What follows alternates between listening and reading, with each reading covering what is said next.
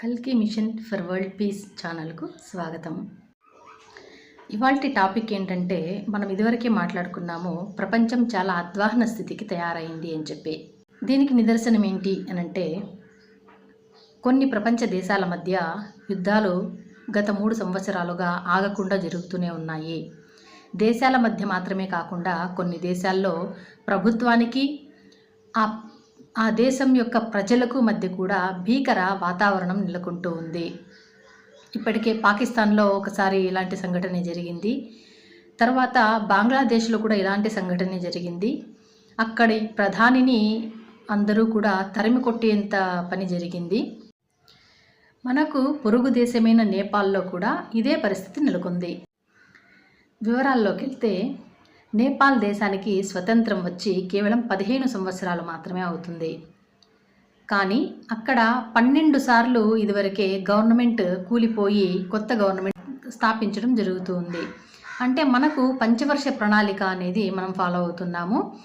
5 సంవత్సరాలకు ఒకసారి ఎన్నికలు జరిగి ఒక ప్రభుత్వము 5 సంవత్సరాలు దేశాన్ని పరిపాలించాలి అనేది దీని యొక్క అర్థం.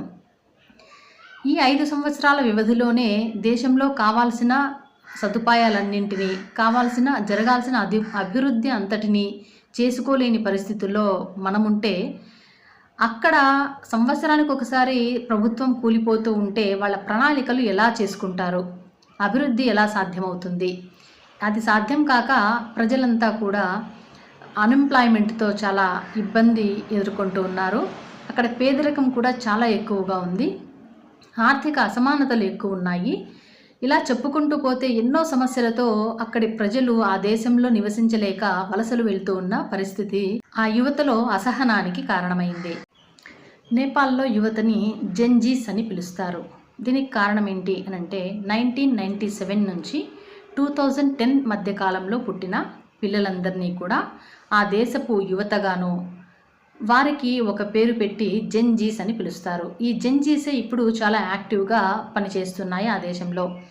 వీళ్ళు నెపో కిడ్స్, నెపో బేబీస్ అనే హ్యాష్టాగ్తో నెపో బేబీస్ అనే మూమెంట్ని స్టార్ట్ చేశాయి. దీనికి అర్థం ఏంటి అనంటే, నెపో బేబీస్ అంటే వేరే ఏం కాదు, వంశపారంపర్యంగా పొందే ఒక విధానము అని. ఉదాహరణకి ఒక బిజినెస్ మ్యాగ్నెట్ ఉన్నారనుకోండి, వాళ్ళు తదనంతరం వాళ్ళ పిల్లలకి అది సంక్రమిస్తుంది. సినిమా రంగంలో కూడా ఎవరైతే ఇదివరకు సినీ ప్రముఖులు ఉంటారో వాళ్ళ పిల్లలకి చాలా ఈజీగా వెళ్ళే అవకాశం ఉంటుంది. అంతే తొందరగా ప్రజలు వాళ్ళని యాక్సెప్ట్ చేస్తారు. ఇదంతా బాగానే ఉంది. కానీ రాజకీయంలో ఒక కుటుంబం చేతిలోనే పరిపాలన జరగడం అన్నది చాలా డేంజరస్. వాళ్ళు కాలాల తరబడి ఈ యొక్క సంపదను దోచుకుంటూ ఉంటారు అనేది దీని అర్థం. ఇలా నెపో కిడ్స్ అనే పేరుతో, అంతేకాకుండా రీసెంట్గా జరిగిన ఒక సంఘటన వాళ్ళల్లో వ్యతిరేకతను క్రియేట్ చేసింది. అదేంటి అనంటే, అక్కడి ప్రభుత్వాల, రాజకీయ నాయకుల పిల్లలు విలాసవంతమైన పార్టీలు చేసుకుంటూ సోషల్ మీడియాలో వీడియోలను అప్లోడ్ చేశారు.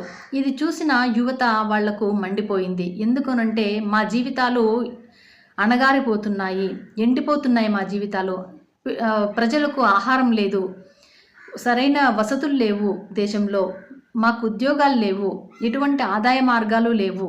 ఇలా మేము పేదరికంలో మగ్గిపోతూ ఉంటే, ఈ రాజకీయ నాయకుల యొక్క పిల్లలు విలాసవంతమైన పార్టీలు చేసుకుంటూ ఎటువంటి బాధ్యత, పేదల పట్ల ఎటువంటి ఆలోచన లేని పరిస్థితిలో వీళ్ళున్నారు అని చెప్పి అక్కడ యువత చాలా అసహనానికి గురైంది. ఏదైతే విలాసవంతమైన పార్టీలను జరుపుకుంటూ వీళ్ళు వీడియోస్ని అప్లోడ్ చేశారో, ఆ వీడియోస్ని ట్యాగ్ చేస్తూ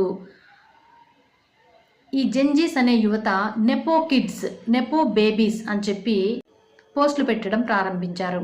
దీన్ని ఖండిస్తూ ఆ దేశ ప్రధాని కేపీ ఓలీ ఏం చేశారు అనంటే, ఎవరైతే ఇలాంటి పోస్టులు పెట్టారో వాళ్ళందరి అకౌంట్లు బ్యాన్ చేయాలి అని చెప్పి సోషల్ మీడియా కంపెనీలకు ఆర్డర్ పాస్ చేశారు. అంతేకాకుండా ఆ కంపెనీలు గవర్నమెంట్తో టైఅప్ అవ్వాలి అని చెప్పి ఇన్స్ట్రక్షన్స్ ఇచ్చారు. దేనికోసం అనంటే, ఒకవేళ ప్రభుత్వాలపై వ్యతిరేకతతో ఎవరైనా ఇలాంటి పోస్టులు పెడితే ఆ పోస్టులను డిలీట్ చేసి వాళ్ళను బ్లాక్ చేసే అవకాశం ప్రభుత్వం చేతిలోనే ఉంటుంది అనే ఉద్దేశంతో వీళ్ళు ఇలా ఆర్డర్స్ పాస్ చేశారు. నేను ఇదివరకే చెప్పాను కదా, ప్రభుత్వాలు వాళ్ళ అనుకూలం కోసం కొన్ని చట్టాలను మారుస్తూ ఉంటారు అని చెప్పి ఇదే చక్కటి ఉదాహరణ దీనికి. ఇలా చేయడంతో సోషల్ మీడియా కంపెనీస్ ఏం చేశాయంటే, ఎవరైతే ఈ నెపో కిడ్స్ అనే పేరు మీద పోస్టులు పెట్టారో వాళ్ళందరివి కూడా ఆ పోస్టులన్నీ డిలీట్ చేశారు ముందుగా. ఇలా డిలీట్ చేయడం వల్ల జెన్జీస్లో చాలా అసహనం ఎదురయ్యింది. ప్రధాని దిగిపోవాలి అంటూ అక్కడ నినాదాలు చేశారు. రోడ్డు ఎక్కారు అందరూ కూడా. ఇలా జరగడం వల్ల ప్రధానికి కోపం వచ్చి వాళ్ళు ఏం చేశారు అంటే పోలీసులను రంగంలోకి దించారు. ఎవరైతే ప్రొటెస్ట్ చేస్తున్నారో వాళ్ళందరినీ చెదరగొట్టాలి అని చెప్పి ఆర్డర్స్ పాస్ చేశారు. ఈ యొక్క క్రమంలో ఏం జరిగింది అని అంటే రబ్బర్ బుల్లెట్స్ను ఉపయోగించారు, బాష్పవాయువుని ఉపయోగించారు ఆ జెన్జీస్ మీద. ఇలా చేయడం వల్ల 6 యంగ్స్టర్స్ మరణించారు. ఇలా కళ్ళెదురుగా వాళ్ళ తోటి యంగ్స్టర్స్ మరణించడం చూసి వాళ్ళ కోపం కట్టలు తెంచుకుంది. నిరసన జ్వాలలు రగిలిపోయాయి. పార్లమెంట్ భవనానికి నిప్పంటించారు. అంతేకాకుండా ప్రధాని భవనానికి కూడా నిప్పంటించారు. అక్కడి సుప్రీంకోర్టుని కూడా తగలబెట్టారు. ఇంత అల్లర్లు జరిగాయి అక్కడ. ప్రధాని దిగిపోవాలి అంటూ నినదించారు. రాజీనామా చేసే ప్రసక్తి లేదు అంటూ ప్రధాని ముందు బెట్టి చేసినా ఆ తరువాత ఆర్మీ రంగంలోకి దిగింది. వీటన్నింటిని మనం కంట్రోల్ చేయలేము, మీరు ఇమీడియట్గా దిగిపోవాలి, రాజీనామా చెయ్యాలి అని చెప్పి కోరుకుంది ఆర్మీ. అయితే ప్రధాని సరే నేను రాజీనామా చేస్తాను, కానీ నన్ను సురక్షితంగా దేశం దాటించాలి అని చెప్పి ఆర్మీని రిక్వెస్ట్ చేసుకుంది. ఇలాంటి పరిస్థితి ఎందుకు ఎదురైంది ఒకసారి ఆలోచిస్తే, పిల్లిని గదిలో బంధించి కొడితే అది పులిగా మారుతుంది, బెబ్బులిగా మారుతుంది. అలాగే ప్రజలే కదా మన బానిసలు అని చెప్పి ప్రభుత్వాలు వ్యవహరిస్తే ఒకరోజు ఏ దేశానికైనా ఈ దుస్థితి తప్పదు అనేది దీని ద్వారా అన్ని దేశాలు గుణపాఠం నేర్చుకోవాల్సి ఉంటుంది.